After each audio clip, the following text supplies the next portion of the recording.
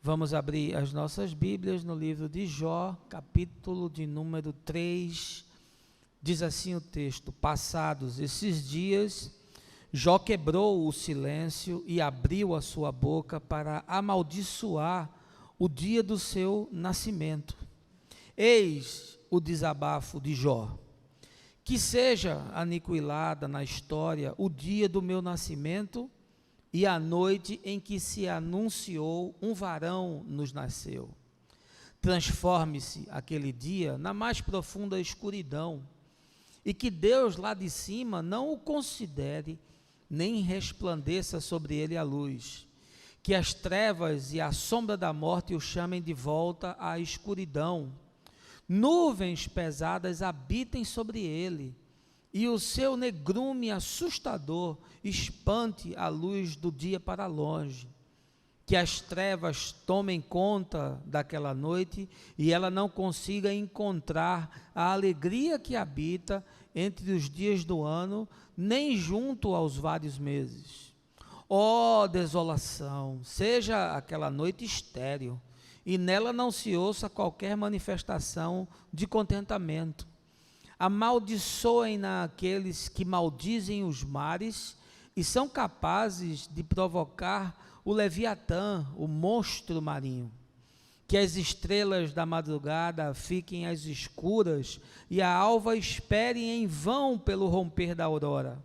Pois não fechou o ventre da minha mãe, nem poupou meus olhos de contemplar a miséria e o mais terrível sofrimento.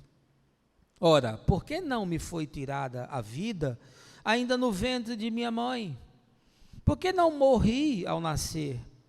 Por que fui acolhido em seu colo? Porque me deu seus seios e me alimentou? Porquanto, se assim fora, agora eu estaria dormindo, jazeria em paz e desfrutaria de tranquilidade e descanso.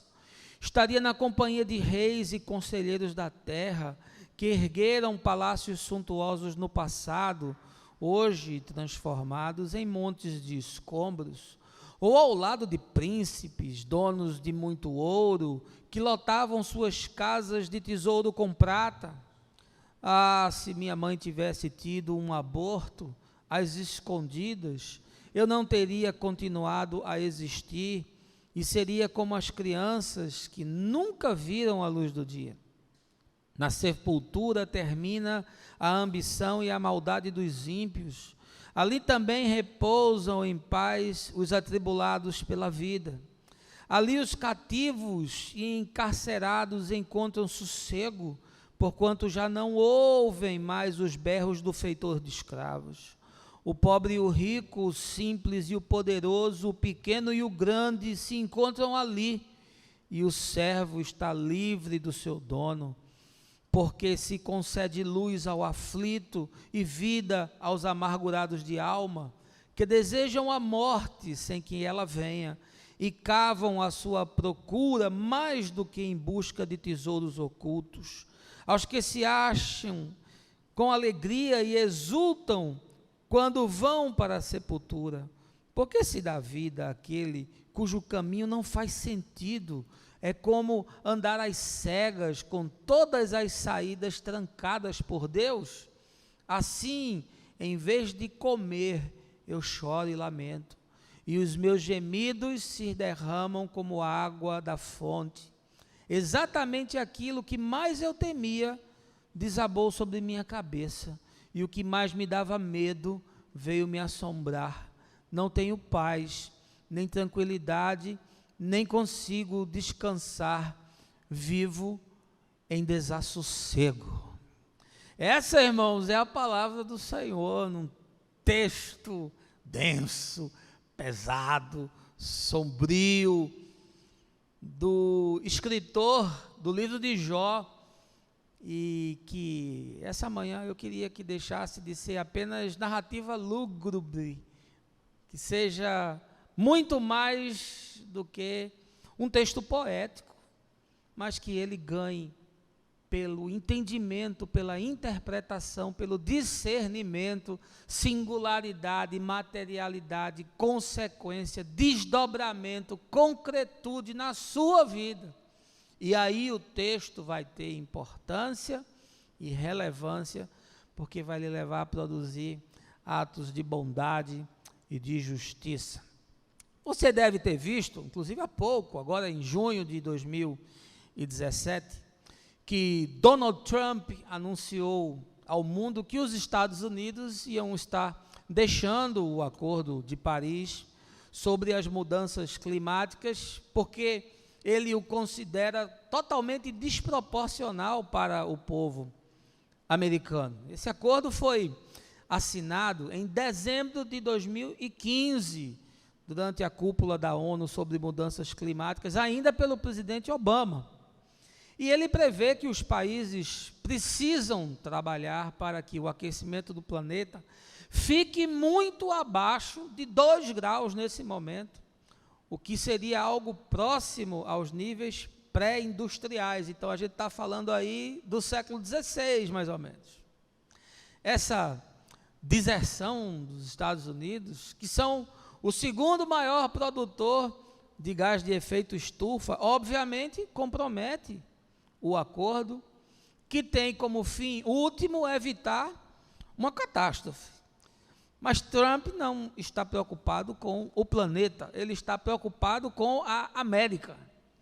Talvez se esquecendo que se o planeta sucumbir, a América vai junto para, como a gente diz aqui no Nordeste, o beleléu.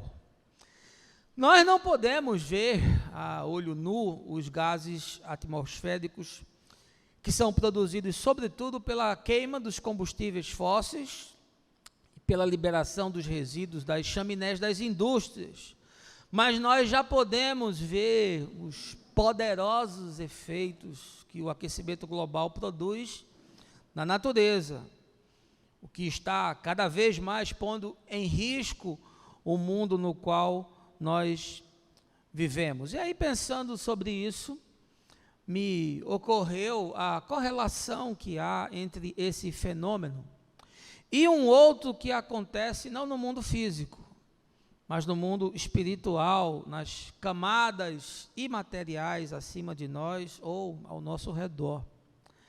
Pensamentos humanos são como gases atmosféricos, se projetam para além do corpo, deixam a mente, se misturam a outros elementos em dimensões ou em multiversos, habitadas inclusive por potestades espirituais.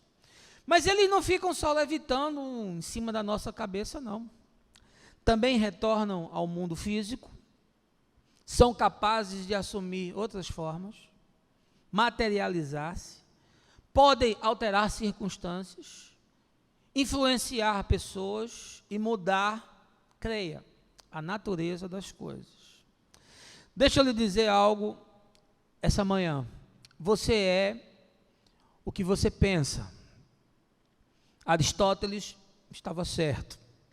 O pensamento é o fio condutor que faz com que o imaterial se torne matéria, que faz o inexistente existir. E deixa eu lhe dizer outra coisa. O que eu estou afirmando não é uma teoria teológica, não. Não é uma doutrina, não obstante as escrituras, milhares de anos atrás, já terem afirmado isso. O que eu estou lhe dizendo é algo que já foi comprovado cientificamente. Você já ouviu falar de vácuo quântico? De forma simplista, trata-se de um mar de energia infinita, onde tudo nasce. Pois bem, nesse vácuo é que a matéria passa a existir. Há mais de 200 anos, cientistas fizeram experimentos que comprovaram que o pensamento, que é energia, e que pode se propagar como uma onda, é capaz de criar realidades físicas. E mais, nesse mesmo experimento, ficou comprovado que o observador, ou seja, eu ou você, por exemplo, pode alterar a natureza daquilo que ele observa. Ele pode, por exemplo, mudar uma partícula e ela se transformar numa onda. Pode alterar uma realidade criando outra. E mais ainda, a física quântica já provou que se eu unir duas partículas e depois eu separá-las, não importa qual é a distância entre essas duas partículas, uma estando aqui e a outra estando na Lua, quando eu movimento uma partícula, o que acontece com ela, acontece com a outra. Como se não houvesse nem espaço, nem tempo entre elas, apenas dimensões que se comunicam, dimensões diferentes. E aí eu não quero me aprofundar, porque o nosso tema não é física quântica. Mas eu quero lhe informar que, a partir desses experimentos, foi possível admitir que o pensamento é capaz de alterar a realidade.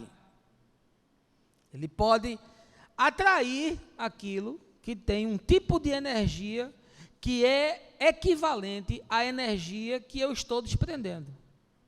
Seja a fonte dessa energia algo bom, seja a fonte dessa energia algo ruim. E aí eu tenho uma questão para você essa manhã. O que é que você anda pensando? O que é que ocupa o seu pensamento? De que são constituídos os seus pensamentos? Qual é o material que está influenciando os seus pensamentos? Pensou aí? Então, sem que você se aprofunde muito no seu pensamento, eu queria lhe convidar ao momento de oração, porque hoje a gente vai refletir a partir desse texto extraordinário do livro de Jó, sobre como o pensamento é capaz de criar um tipo de fé que faz com que o caos se materialize na nossa existência. Mas eu não quero fazer isso sem antes a gente orar junto. Baixa aí a sua cabeça, fecha os seus olhos. Meu Pai, muito obrigado, Senhor, por esse início de ano, porque o Senhor tem nos ajudado, o Senhor tem colocado o pão na nossa mesa, o Senhor tem cuidado da nossa casa, o Senhor tem nos livrado da violência, o Senhor tem abençoado os nossos filhos, e nós estamos alegres. Bom é o Senhor, diz a Escritura, para os que esperam por Ele. Essa manhã nós queremos entrar nesse tema, um tema profundo, mas que de uma forma simples, a gente quer revelar verdades universais. Eu te peço que o teu povo seja abençoado, que corações sejam alargados, que mentes sejam expandidas, de tal forma que o texto histórico se transforme em material concreto para a existência, nos levando a experimentar coisas boas, a fazer o bem, a ser agentes da paz, a sermos instrumentos de justiça. É o que eu te peço, no nome de Jesus. Amém. Livro de Jó, escrito aproximadamente século VI a.C., faz parte da divisão que nós criamos do conjunto de livros chamados livros de sabedoria. Se junta ao livro de Eclesiastes, se junta ao livro também de Provérbios. A crítica atual literária não atribui um autor ao livro de Jó, mas acredita-se que muito provavelmente ele era um israelita, mesmo não estando narrando a história dentro de Israel, porque o texto sugere aqui o sul de Edom, ou talvez até a Arábia, mas muito provavelmente tratava-se de um israelita. O profeta Ezequiel, que é contemporâneo desse texto, afirma que Jó era um homem íntegro, era um homem sábio e era um homem justo, que era reconhecido pela sua vida correta, e muito provavelmente por isso o autor se utiliza desse herói bíblico para compor aí a sua parábola, para escrever a sua novela. História de Jó, que a gente chama de Teodiceia. É uma investigação sobre o problema da justiça divina, que nos expõe a seguinte questão: por que que o justo sofre? Por que que gente boa é alcançada por coisas ruins? Por que que gente que faz tudo correto e que anda em retidão de consciência é assolado por calamidades? Essa é uma questão que inquieta o homem desde muito, não é só um drama que está sendo averiguado e investigado nos nossos dias. E a crença de Israel, nessa época, sobretudo, é que Deus recompensava a virtude, as pessoas boas, as pessoas justas, as pessoas honestas, as pessoas íntegras, as pessoas que fazem o bem, e que Deus castigava aquelas pessoas que eram desonestas, desumanas, insensíveis, avarentas, egoístas, perniciosas, algo que é totalmente diferente daquilo que nos expõe o livro de Jó. Portanto, Jó cria um paradigma, e ele está justamente aqui entre os escritos sagrados para nos alertar sobre dinâmicas que são próprias da existência. Agora, deixa eu lhe colocar dentro da cena, para que você se ambiente com o que está acontecendo e a narrativa não fique solta. Para você compreender o capítulo 3, que a gente leu há pouco, a gente precisa entender o capítulo 2. Aliás, sem o capítulo 2, a gente nem entende o 3 e nem entende praticamente nada do livro. A narrativa do texto de Jó diz que num determinado dia Deus estava reunido com os seus filhos e veio à sua presença Satanás. E Satanás disse assim para Deus: olha, esse cara aí, poxa, ele é um cara bacana, ele é um cara honesto, ele é um cara justo, ele é um cara do bem, ele é um cara que é generoso, ele é um cara altruísta, porque também você deu tudo para ele. Tudo na vida dele dá certo, os filhos dele são uma bênção, os negócios dele prosperam, ele tem saúde, ele é uma pessoa bem relacionada, ele é um sujeito reconhecido socialmente, ele tem prestígio. Dessa forma, todo mundo acaba se tornando servo de Deus. Agora, mexe na vida dele, para você ver se ele não vai blasfemar na sua cara. E aí, essa construção novelesca, que é necessária para criar a cenografia sobre a qual o livro vai se desenrolar, afirma que Deus disse para o diabo: olha, você tem autorização para ir lá e dar uma bagunçada na história dele. Porque Jó, um homem justo, é um homem íntegro, é um homem cheio de fé e de bondade no seu coração. E aí, no capítulo 2, o capeta, que já por si só já é maligno ao extremo, imagina Deus dizendo para ele: vai lá e você pode fazer uma bagunça. E fez de fato uma bagunça na vida de Jó. Tudo que Jó tinha, de repente, desmorona. Jó é atingido pela tragédia perfeita. Jó é agora visitado pela calamidade. Jó se vê diante do inusitado.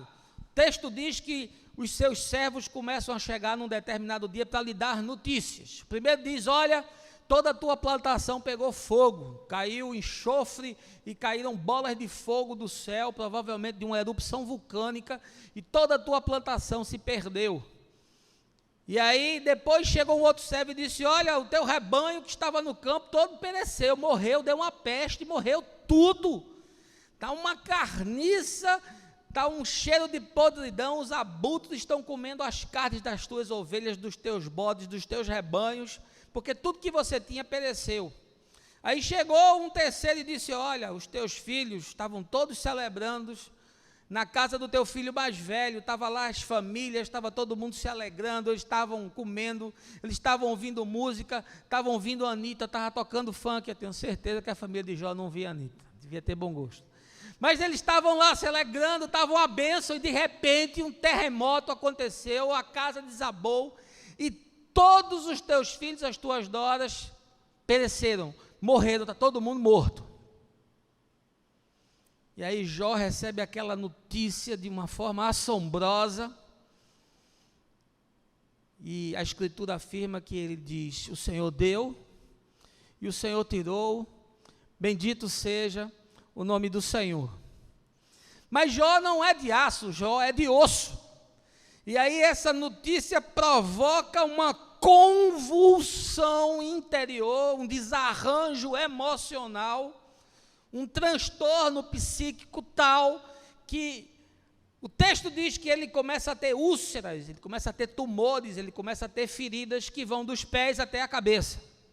Jó se vê agora transtornado por uma moléstia de ordem psicossomática. Ele não consegue processar aquilo e aquilo vai explodindo no seu corpo em forma de tumores e de úlceras, ao ponto que o texto diz que ele se senta num monte de cinza e pega um caco de telha e começa a raspar as suas feridas. Aí a sua mulher chega para ele e diz: eu não aguento nem o seu hálito. Você agora é uma chaga só, você é um câncer. Faz o seguinte, Jó, blasfema contra Deus e morre, que é a melhor coisa que você pode fazer. Pois bem, esse é o cenário, essa é a ambiência, é nessa tela que a gente se depara, e o capítulo 3 nada mais é do que a resposta de Jó a tudo o que acontece. Por isso ele é um texto pessimista, ele é um texto denso, ele é um texto de expressões extremamente fúnebres, porque Jó está diante dessa calamidade, ele está diante dessa tragédia. E aí ele afirma no verso 25 algo extremamente poderoso. Preste atenção: exatamente aquilo que eu mais temia desabou sobre minha cabeça, e o que mais me dava medo veio me assombrar. Veja que forma poderosa a expressão, a manifestação daquilo que Jó está se sentindo. E muito mais do que uma frase jogada num texto, aqui está um princípio e uma verdade universal. O que eu temia me sobreveio, aquilo que eu não queria veio me assombrar. E ora, o que é que Jó está nos afirmando de maneira contundente?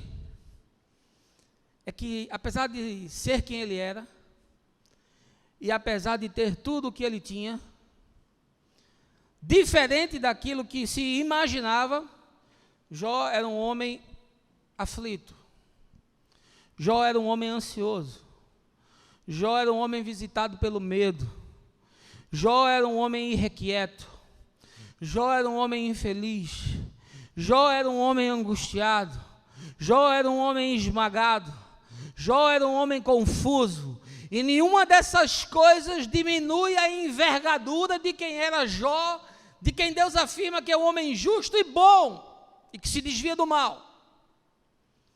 Mas talvez por causa das suas posses, talvez por causa das suas terras, talvez por causa dos seus compromissos, talvez por causa dos seus funcionários, talvez por causa dos seus muitos filhos e da inveja que havia sobre ele, ele é esse homem que tem medo do que possa lhe acontecer.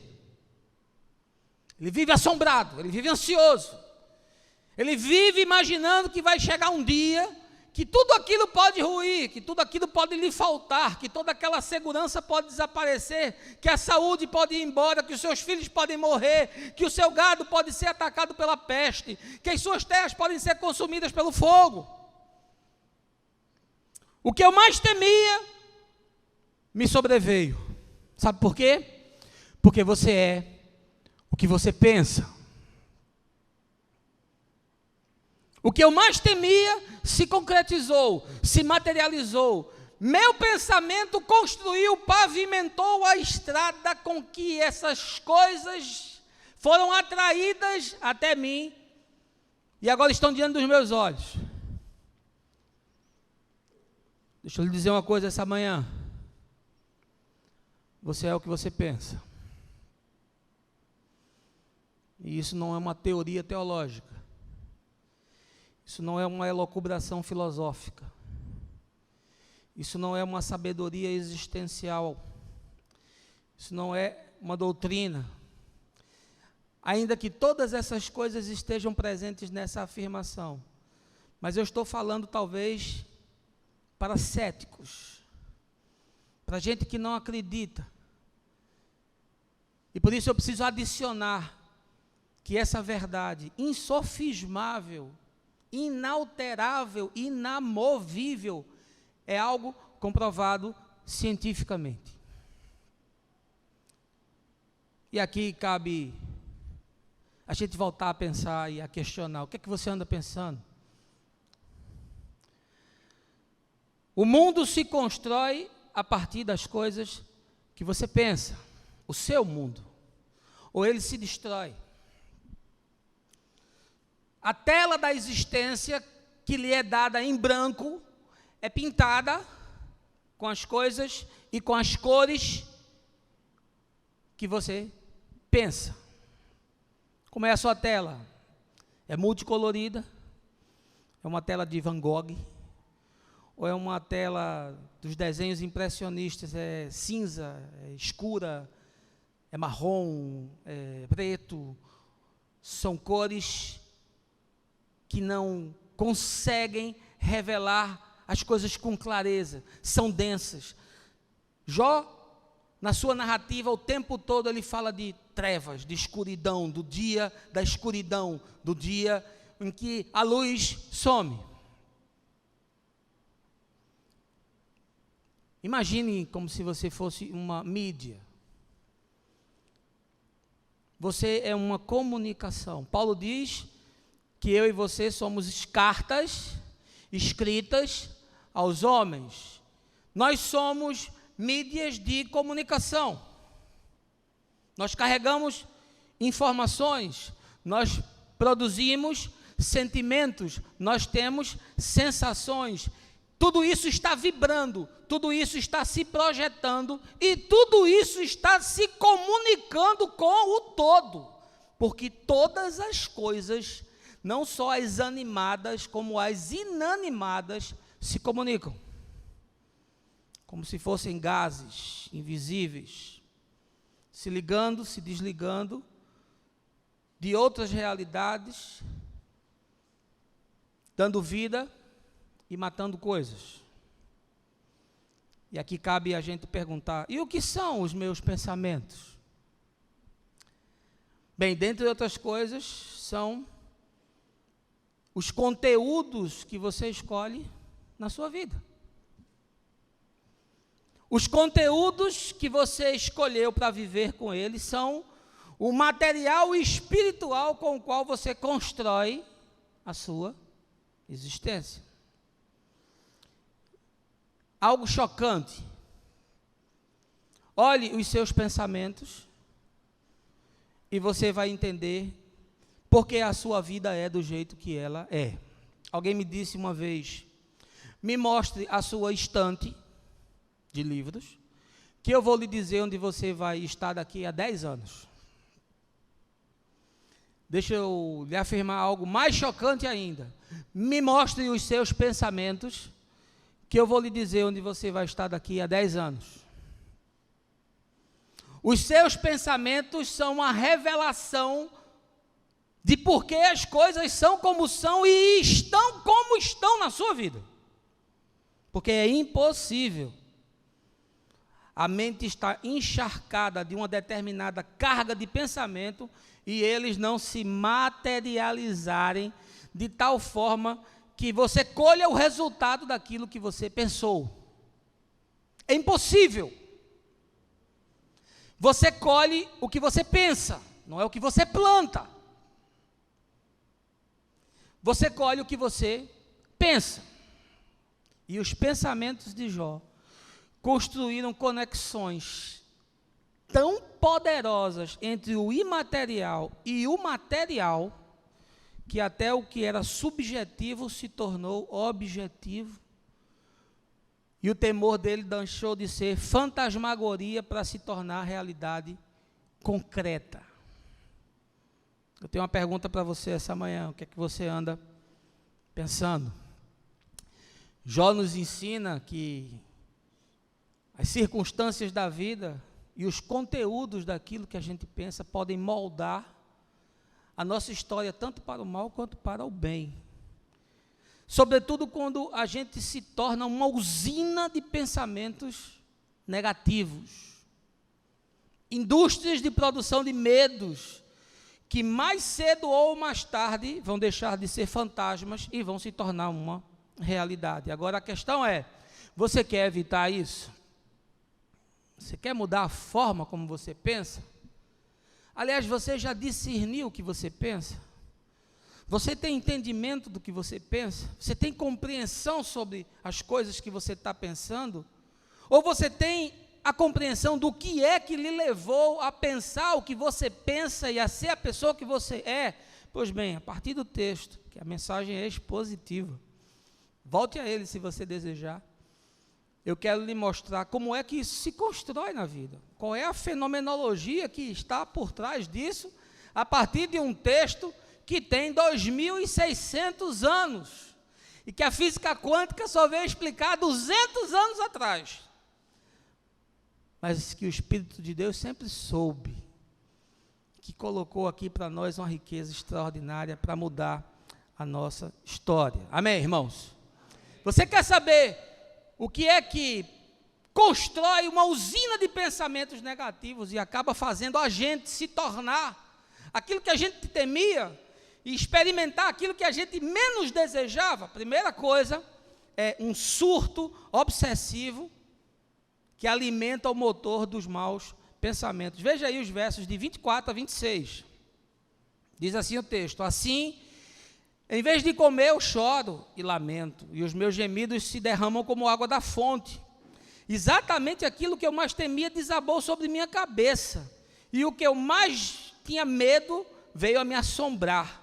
Não tenho paz, nem tranquilidade, nem consigo descansar, vivo em desassossego. Primeira coisa que eu quero lhe dizer, que a fonte, o dínamo, o motor de propulsão, que gera em nós pensamentos destrutivos, que ajuda a gente a construir a desgraça, que faz com que aquilo que é apenas fantasmagoria se torne materialidade real dos nossos olhos, é esse surto obsessivo.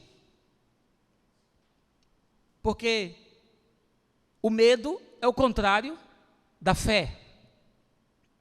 O medo é o contrário da fé. Ora, e o pensamento é um meio poderoso para transformar a assombração em realidade. Veja o que Jó diz: eu tinha medo que essas coisas me acontecessem, eu tinha medo que o campo pegasse fogo e a colheita se perdesse, eu tinha medo que os meus bens se destruíssem, eu tinha medo que o meu rebanho fosse alcançado pela peste, eu tinha medo da violência que podia assolar e matar os meus filhos, e foi justamente isso que me aconteceu.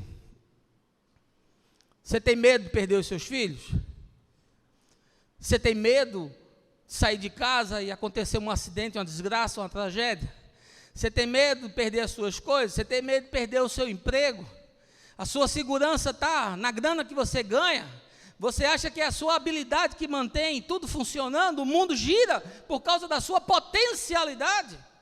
Você tem medo que as suas ações se desvalorizem? Você vive com essa ansiedade, com essa angústia, tentando se tornar o arquiteto do mundo, tentando ser o malabarista que faz com que tudo esteja funcionando. Deixa eu lhe dizer uma coisa, não viva assim não, porque você pode estar pavimentando a desgraça bater na sua porta. É esse pensar compulsivo, é esse pensar obsessivo, que vai retroalimentando estados degenerativos. Isso vai matando as pessoas, isso vai destruindo a sua alma. Deixa eu lhe dizer uma coisa, você sabe o que é que mais se vende no Brasil em termos de drogas farmacêuticas? Em primeiro lugar, são as drogas contra a dor. Em segundo lugar, são as drogas contra a ansiedade. Isso é o que mais vende. Porque a gente quer fugir da dor, a gente quer evitar a dor, ninguém gosta de sentir dor, e a gente precisa controlar a nossa ansiedade. A gente vive aflito, a gente vive consumido, a gente vive esmagado, a gente vive com medo do que vai acontecer. E se isso se tornar um método, se isso se tornar recorrente, se isso se tornar o seu estilo de vida, você está se tornando uma usina, um imã de atração de desgraça. Me diga o que você pensa, e eu vou lhe dizer onde é que você vai estar daqui a 10 anos. Olhe o que você anda pensando e entenda porque a sua vida é do jeito que ela é.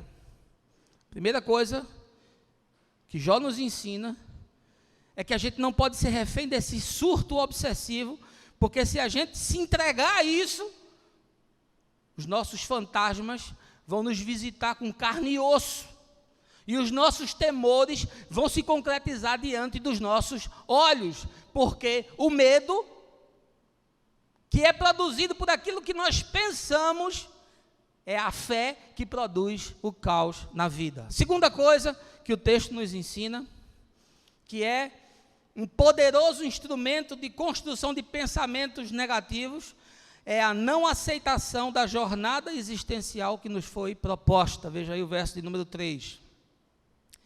Que seja aniquilado na história o dia do meu nascimento e a noite em que se anunciou um varão nos nasceu. Quer saber o que é que provoca pensamentos recorrentes?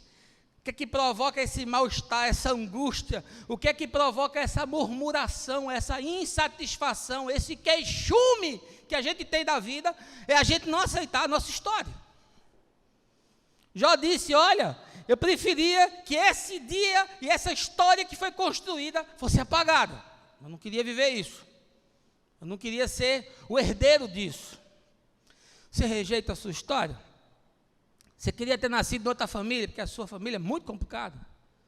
Você queria ter nascido em outra cidade, porque a sua cidade lhe impediu de se tornar alguém melhor, num outro estado, numa outra região, num outro país. Se você fosse inglês, você acha que seria melhor? Se você fosse alemão, você acha que seria melhor? Se você fosse americano, você acha que a sua vida seria diferente? E aí você não aceita a sua história. Você não queria ter o pai que você tem, você não queria ter a mãe que você tem, você não queria ter os irmãos que você tem, você não queria estar na família que você está. Porque você acha que se você não tivesse essas ambiências, você seria outra pessoa. Você seria bem-sucedido, você seria muito melhor do que o que você é, você não teria experimentado o que você experimentou, você não teria os traumas que você tem. Sabe o que gera uma usina de pensamentos negativos? Você não aceitar a sua história. Você não aceita a sua constituição física. Você queria ser mais alto. Você queria ser mais forte. Você queria ser louro. Você queria ter os olhos azuis. Você queria ser um padrão industrializado, americanizado, cosmetizado. E veja como isso é poderoso, que até Jesus, um palestino queimado de sol, se torna um ator hollywoodiano, um Brad Pitt na Idade Média, pintado com olhos azuis e mechas de cabelos louros, e um homem de pele ariana. Veja como essas imposições são poderosas, e aí você não se aceita, que você queria ter o nariz mais fino, você queria ter o busto mais largo, você queria ter as coxas mais grossas, você queria ter o peitoral mais produzido, mais refinado. E você não se aceita, você olha no espelho e você não gosta do que você vê. Se você tem grana, faz feita a Anitta. Coloca plástico na bunda, coloca plástico no peito, coloca plástico na barriga, estica, encolhe, puxa, o umbigo vem da barroca, faz o que você quiser. Mas se você não tem grana, você tem que evitar o espelho. Porque você não gosta do que você vê. E isso vai produzindo em você inquietação, insatisfação, inadequação, e você sofre por isso, gera pensamentos que produzem uma usina de negatividade. Você não se aceita, você não tem as habilidades que você queria. Você não fala bem como fulano, você não escreve bem como a Beltrana, você não se relaciona bem como o Cicrano, você não tem a capacidade gerencial administrativa que o outro tem, aí você vai se martirizando, porque você não consegue lidar com os dons que você recebeu. Eu não recebi os seus dons. Você talvez não tenha recebido algum dos meus, mas eu aprendi a me dar bem com todos os meus dons. O meu cabelo está ficando branco, eu não estou pintando não, o pessoal pensa que eu pinto, não pinto não, a barba é branca, o cabelo ainda está preto. E ontem Gabriela levantou meu cabelo aqui e disse: pai, teu cabelo está ficando branco. Seria bom tu pintar, não? Eu digo: não, deixa aí. Porque isso aqui é o que eu sou. E eu não tenho nada contra quem pinta cabelo, quem faz plástica. Você pode fazer o que você quiser. Mas a grande questão da existência é que você precisa se aceitar. Se aceite. Gosto de você, gosto da sua história. Eu sou um nordestino que nasci em Recife e sou fruto de uma família que me amou, mas extremamente complicada e doente. Peguei as minhas potencialidades, fiz os cursos que fiz, trabalhei nas empresas que trabalhei, estou tentando me tornar uma pessoa melhor. Eu não queria mudar nada, porque Deus me fez assim, desse jeito. Eu estou bem resolvido comigo. Você está com você? Porque quando a gente não aceita a nossa história existencial, complica. Jó disse: eu não queria ter vivido essa história. Eu não queria ter encarnado esse personagem, eu não queria ser essa pessoa. E lembre-se, você se torna aquilo que você pensa. Você se torna aquilo que você pensa. Cogito ergo sum. Quem sabe grego aí? Penso, logo existo. Eu existo na medida daquilo que eu penso. Eu me torno aquilo que eu penso. O meu pensamento me projeta na existência. Pensamento que vai criando essa estrada da vida. E aí você vai olhando para você e vai dizendo: eu não posso, eu não consigo, eu sou feio, eu sou limitado, eu sou burro, ninguém gosta de mim, papai não gosta de mim, mamãe não gosta de mim, o meu vizinho não gosta de mim, o meu amigo do colégio não gosta de mim, o meu patrão não gosta de mim, e eu não sou como o fulano, eu não sou como a Beltrana, eu não consigo fazer o que o fulano faz. Isso vai gerando em você um mecanismo de produção de pensamentos ruins, que vão se tornando a infovia para a pavimentação de realidades materiais que vão lhe alcançar. Terceira coisa que Jó nos ensina, sobre como é que esses pensamentos se tornam realidade na nossa vida. O convívio com gente que alimenta o que há de pior em mim. Veja aí o verso 8. Amaldiçoem-na aqueles que maldizem os mares e são capazes de provocar o Leviatã, o monstro marinho. Está dizendo: olha, esse dia que eu nasci, vocês que lançam maldições, vocês que são agoreiros, vocês que são pitonisas, porque isso era muito comum no mundo antigo, você ter pessoas que eram procuradas para fazer agouro. Lembra de Balaão? Balaão foi chamado para amaldiçoar. Tinha gente que vivia desse negócio, dessa especialidade. Você pensa que despacho é coisa dos nossos dias? Você pensa que fazer trabalho na esquina é coisa dos nossos dias? Não. Sempre existiu essa manifestação e essa tentativa de manipular as entidades para o bem e para o mal. E aí Jó diz: olha, vocês que são os profetas do Apocalipse, vocês que são os agoureiros, os planteadores, os praguejadores, vocês se juntem a mim, por favor, vamos amaldiçoar esse dia. Você quer saber o que é que começa a despertar em você uma série de pensamentos para o mal? São as pessoas com as quais você anda, convive. Porque os pensamentos, eles emulam ambiências. Os pensamentos, eles criam cenografias, eles moldam a existência. Portanto, se você convive, estar junto com gente que já tem essa habilidade do mal de pensar o que não presta, ou se você está sempre em contato com gente que só faz despertar o que há de pior em você, esse mecanismo se acelera. E você sabe, tem gente do mal. Tem gente que no meu livro eu chamo de tarja preta. Gente com quem você não deve conviver, você deve evitar, e às vezes, e dramaticamente, está dentro de casa. Às vezes, e dramaticamente, isso é a mãe. Às vezes, e dramaticamente, isso é o pai. Às vezes, e dramaticamente, isso é a esposa, é o marido, é o irmão, é o chefe, que se torna essa usina de pensamentos negativos, esse moinho de coisas que são pesadas, densas e do mal, e isso vai produzindo também em você esse costume, porque há convívios que são insalubres. Eu digo que há casas que são mal assombradas. Vá lá no meu canal do YouTube e assista sobre as casas mal assombradas. Não dessas fantasmagorias de poltergeist, porque também elas existem. Nada mais são do que a materialização dessas energias que ficaram povoando os ambientes imateriais. Mas como um ambiente pesado, negativo, de gente pesada e negativa, nos ajuda a nos tornarmos aquilo que a gente mais detesta. Fuja desse tipo de situação. Jó disse: venham todos vocês, que são aqueles que vomitam, que expelem a desgraça, a angústia, a maldição, o agouro, o ressentimento, a amargura, a praga. Venham, se sentem comigo, vamos amaldiçoar juntos o dia em que eu nasci. Fuja disso. A quarta coisa que o texto nos ensina sobre que tipo de circunstâncias, pessoas ou situações produzem essa capacidade de pensar sempre o que é mal é justamente a incapacidade de suportar as dinâmicas da vida. Veja aí versos 10 e 11. Pois não fechou o ventre de minha mãe, nem poupou meus olhos de contemplar a miséria e o mais terrível sofrimento. Ora, por que não me foi tirada a vida ainda no ventre de minha mãe? Porque eu não morri ao nascer. Veja que Jó se vê agora diante de uma situação com a qual ele não consegue lidar.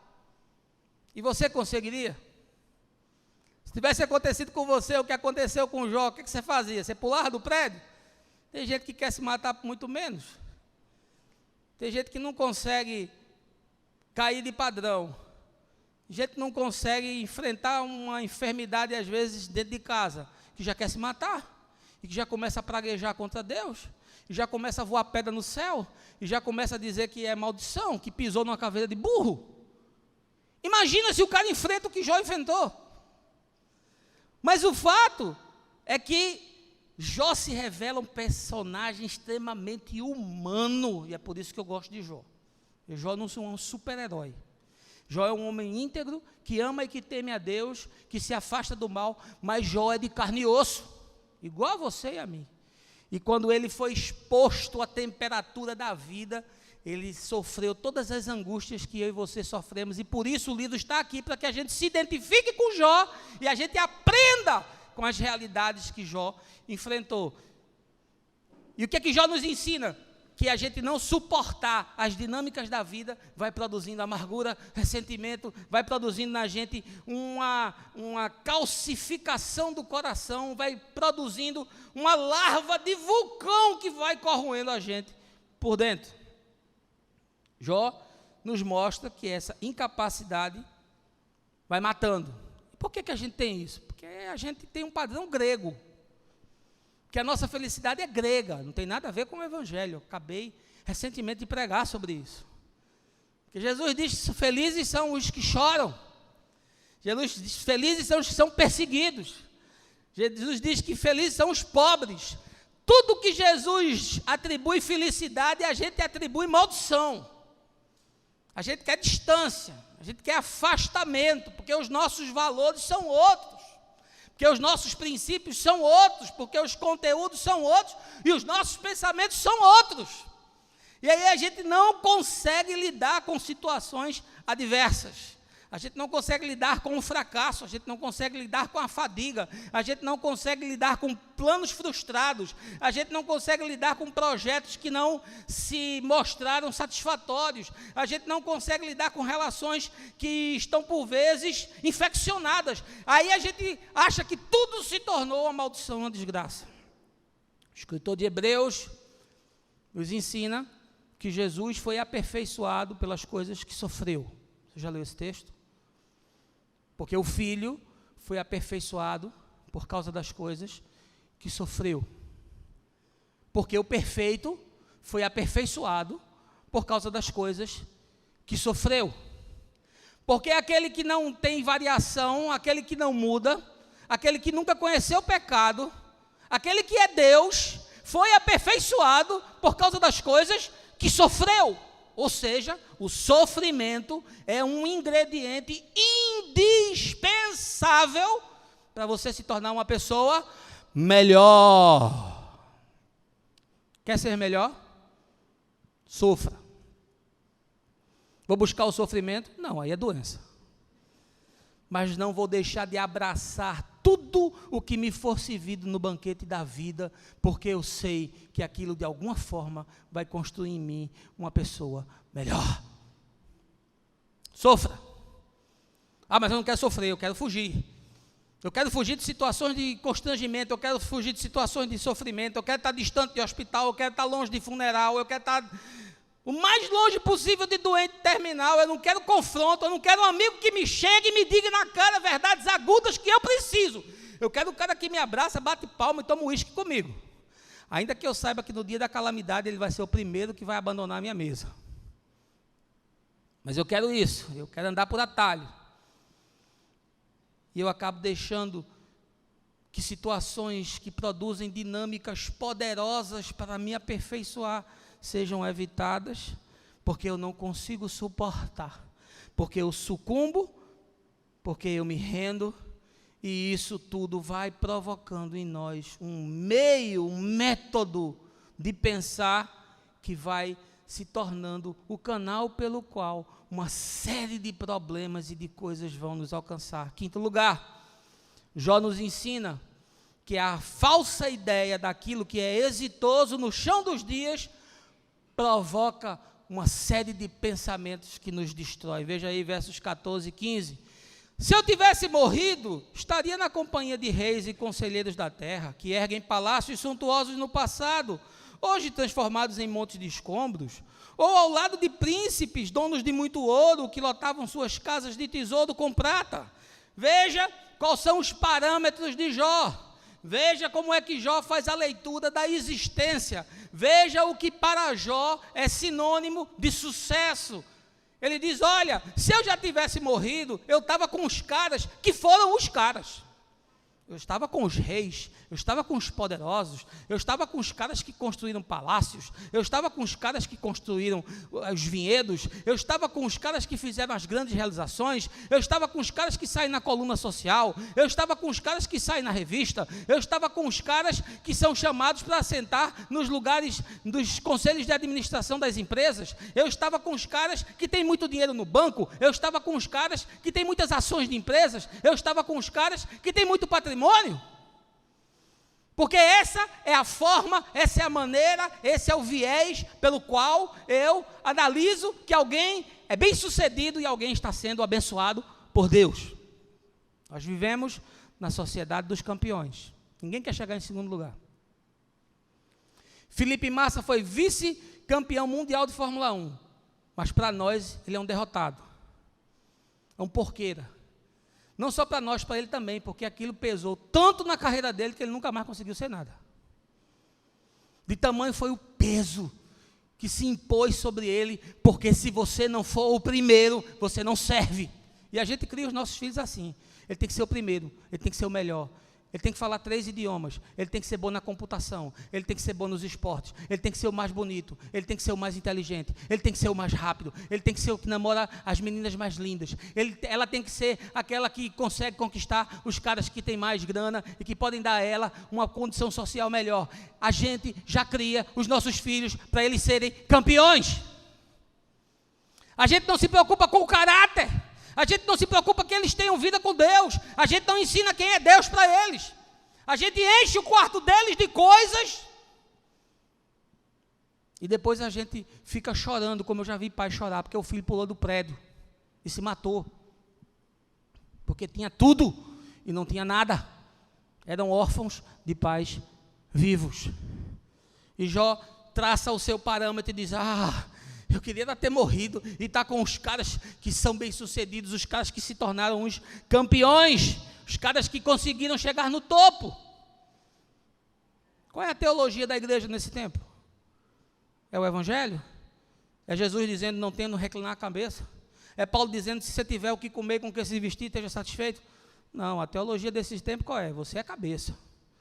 Você vai ganhar, você vai poder. A teologia desse tempo bota os pastores das grandes empresas, igrejas e dos grandes negócios religiosos na capa da Forbes. E aí você diz, esse pastor é abençoado. Por quê? Porque ele tem 100 mil pessoas, 200 mil, 1 milhão, 2 milhões de pessoas, 5 milhões na denominação dele, e ele anda de jatinho, ele mora na mansão, tem 5 carros, e ele veste Hugo Boss, ele veste Armani, e ele é bem sucedido. Não, ele é um pobre, cego e nu, conforme as escrituras e conforme o evangelho. Agora, conforme o mundo, ele é muito bem sucedido, sobretudo porque não tem coisa melhor do que você vender religião. Deixa eu lhe dizer uma coisa, eu conheço ricos miseráveis, eu conheço ricos que têm tudo e uma alma aflita, angustiada, cheia de medo, cheia de temor, que a bolsa caia, que o dólar mude, que o chefe dispense, que o sócio encerre a sociedade, que o negócio não vá para frente, e o cara não dorme, não vive, não come, não faz nada. É aquele rico da parábola de Lucas, que Jesus fala que estava com seu celeiro cheio e não conseguia dormir, inquieto, porque a produção ia ser maior do que a capacidade de vender e de estocar.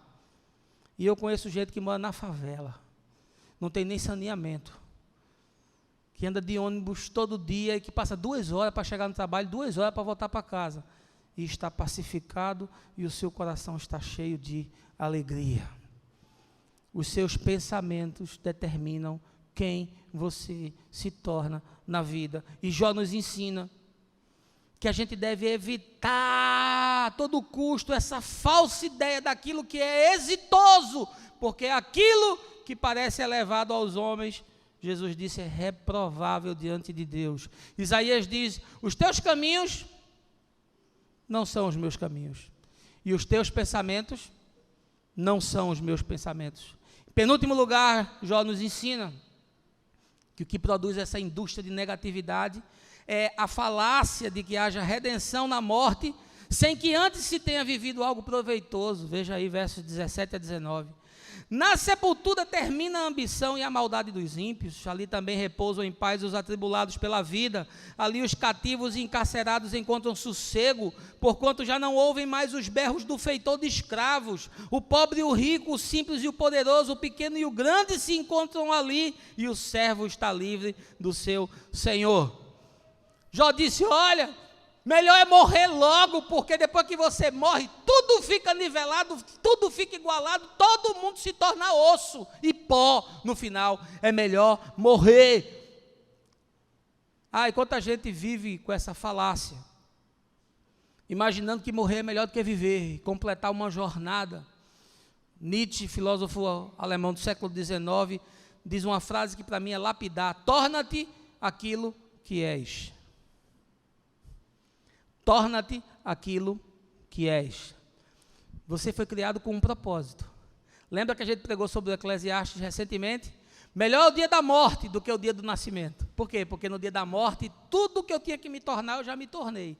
Tudo que tinha para ser feito, eu já fiz. Tudo que eu tinha que experimentar, eu já experimentei. Mas no dia do nascimento está tudo em branco. Eu não sei como é que eu vou escrever esse livro. E aqui Jó dizendo que quer morrer e quer se juntar aos outros, porque quando morre fica todo mundo nivelado. Fica não, isso é um engano. A morte não nivela nada, pelo contrário, ela estabelece diferenças eternas. Sabe por quê? Porque quando você morre, quem você é, quem você se tornou, aquilo que você alcançou, os conteúdos que você introjetou, as experiências que você viveu, vão ficar ali para sempre. Vão virar uma placa de bronze. Lembra daquele filme Guerra nas Estrelas, que o Capitão Solo desce lá no negócio lá de congelamento, e ele sai numa placa congelada? Pronto, você vai sair numa placa congelada. Você vai congelar quem você se tornou. E você vai ser julgado por isso. Você não vai ser julgado por alguém que você não poderia ser. Você vai ser julgado conforme a luz que você recebeu, conforme o discernimento que você alcançou, conforme as habilidades que você recebeu, conforme as obras que você vivenciou. E isso só pode se tornar material de análise se você viver. Se você viver, se você morrer, E se você fugir disso, isso não serve para nada. E Jó queria morrer. E quanta gente vive com pensamento suicida? Quanta gente vive pensando em morrer? Quanta gente vive achando que a morte seria a solução? Quanta gente vive querendo terminar e pôr um fim a tudo? E esses pensamentos se tornam cada vez mais recorrentes. Gente, nós estamos vivendo com números de suicídio que são alarmantes. Você tem lido aí, que tem saído nas matérias? Em países como Suécia, onde não existe problema. E o pessoal está se matando. O pessoal está se matando. Imagina se pegar um sueco desse, botar aqui, dentro de uma favela no Rio de Janeiro, com bala para todo lado, que você acorda e não sabe se termina o dia. Por quê? Porque esses pensamentos suicidas, porque esses pensamentos recorrentes de morte. Sabe por quê? Porque a gente pensa que na morte tudo termina, tudo se nivela, todos os problemas se extinguem não. A vida foi dada para você viver. A sua história foi proposta para que você a experimentasse. Você pode se tornar muito melhor do que aquilo que você é. E o melhor de você vai existir no último dia. No meu último dia, eu vou ter sido o melhor de mim. No último dia. No dia anterior, eu não vou estar tão bom ainda. Mas no último dia, eu vou ser o melhor do que eu pude ser. E eu vou chegar lá e dizer, Senhor, eu me tornei o melhor do que eu podia. Eu fiz aquilo que foi possível, com todos os dons que você me deu, com todas as habilidades que você me deu, eu executei tudo o que eu podia, eu me tornei tudo o que eu podia. Aí ele vai dizer, servo bom e fiel, entra no gozo do teu Senhor. Vai dizer a mim e vai dizer a você, amém? Por isso, eu quero lhe dizer que essa ideia falsa de que a morte iria resumir tudo, iria acabar com tudo, iria nivelar todo mundo, é um equívoco, é um engodo. Não alimente pensamentos de morte, nem brinque com esse tipo de coisa, porque isso acaba se tornando recorrente e não raras vezes leva de fato a pessoa ao suicídio. E em último lugar, Jó nos ensina sobre a revolta por não ter respostas para aquilo que não se explica, como sendo uma fábrica de produção de pensamentos que produzem a desgraça. Veja aí o verso 20.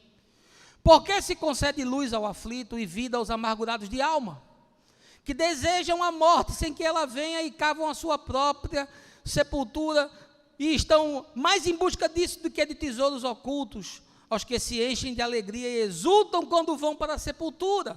Porque se dá vida àquele cujo caminho não faz sentido, é como andar às cegas, com todas as saídas trancadas por Deus.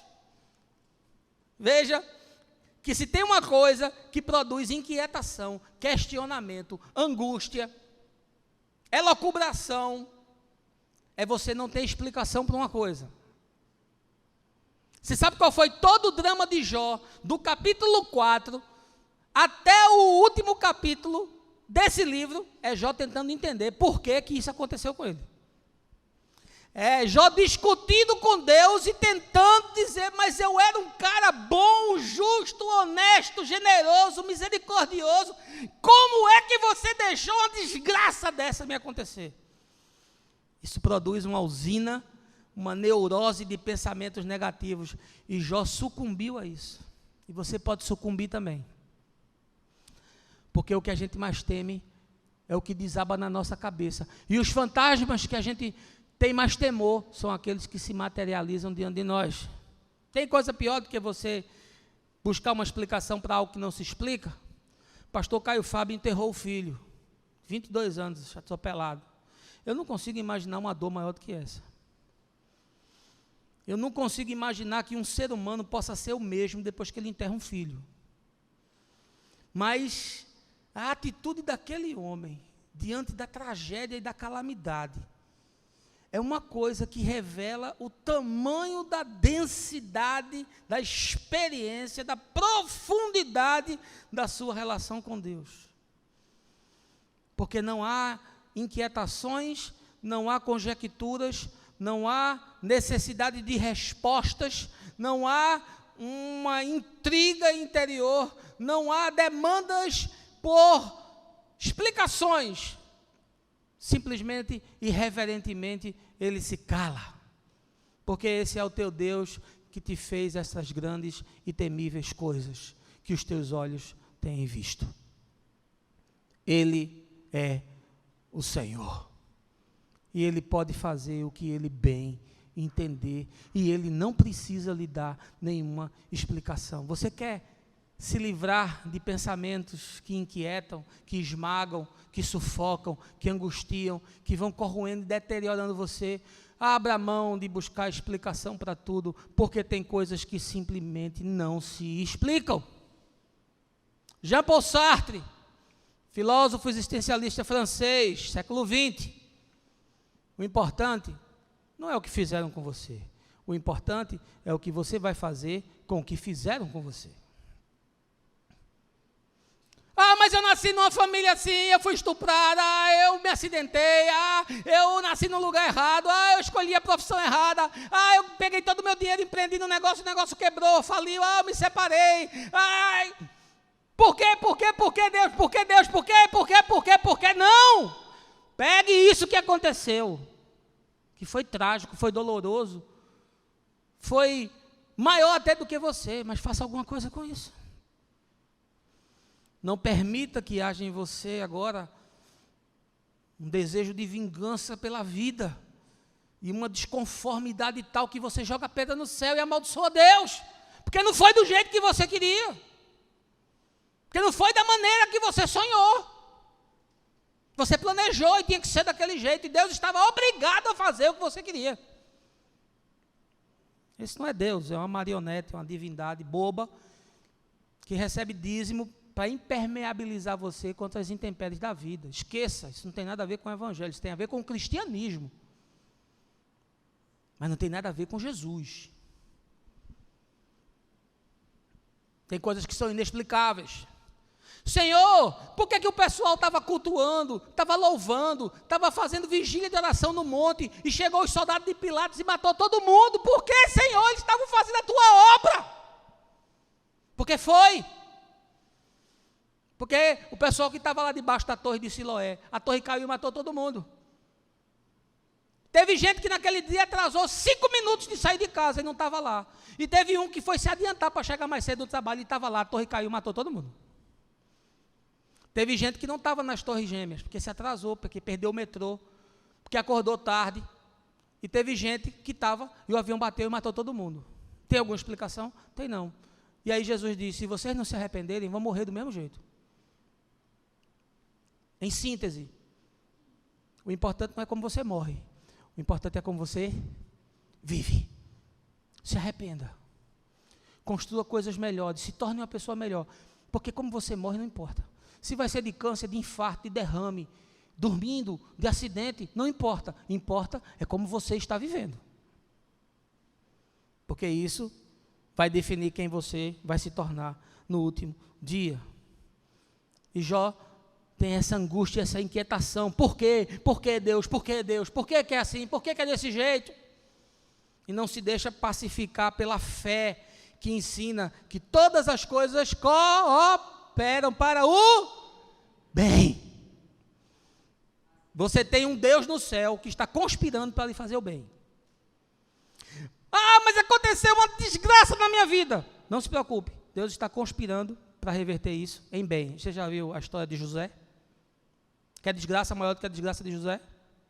Traído pelos irmãos, colocado num buraco, levado por estrangeiros, vendido como escravo, vai parar na casa de Potifar, ganha a confiança do cara, se torna administrador, a mulher do cara vem, uma ninja, queria comer ele vivo, ele sai correndo nu, pega ele, bota na cadeia, o cara não tem jeito, tudo que ele vai fazendo vai dando errado.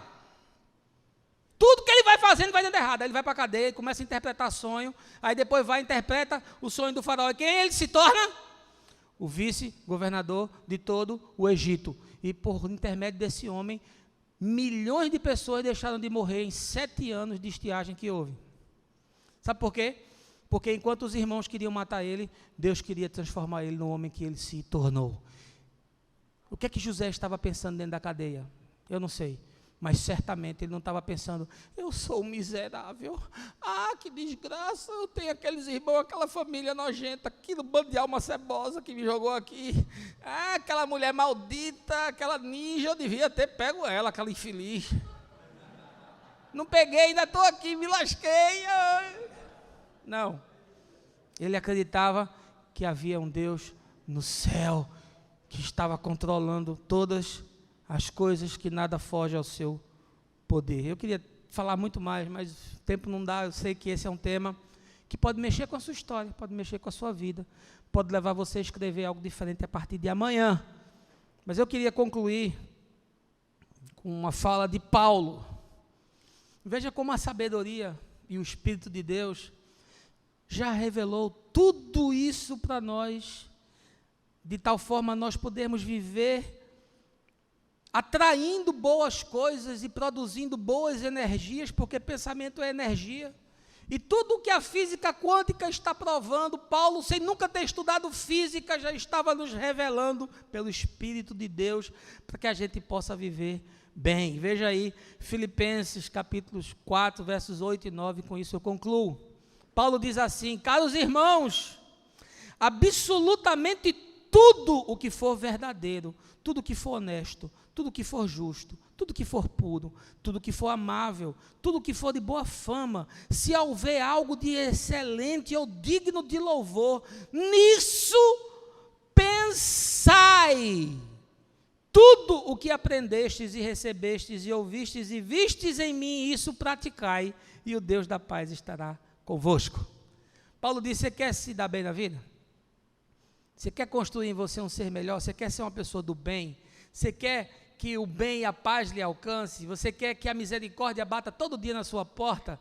Você quer acordar pacificado, mesmo em meio à luta, mesmo em meio a essa loucura que a gente está vivendo, nesse país de malucos, nessa política perversa, nessa injustiça crescente, nessas desigualdades que são desumanas? Você quer acordar bem, dormir bem, em paz e conseguir viver sem Rivotril? Pense em coisa boa, pense em coisa justa, pense em coisa amável, pense em coisa pura, pense em coisa de boa fama, pense em coisas que produzem verdade e honestidade. Pense nessas coisas, porque isso vai acabar materializando na sua vida, e isso vai trazer fruto na sua vida, porque você é o que você pensa. Portanto, irmãos, essa é a palavra do Senhor para hoje. Eu espero que você ouça tudo isso. Depois vai estar lá no meu canal no YouTube, que você processe, repense a sua vida, repense sua história. Pegue esses pontos aqui e corrija aquilo que você estiver errando e faça reajustes no seu caminho para que Deus possa cumprir em você tudo aquilo que Ele sonhou fazer.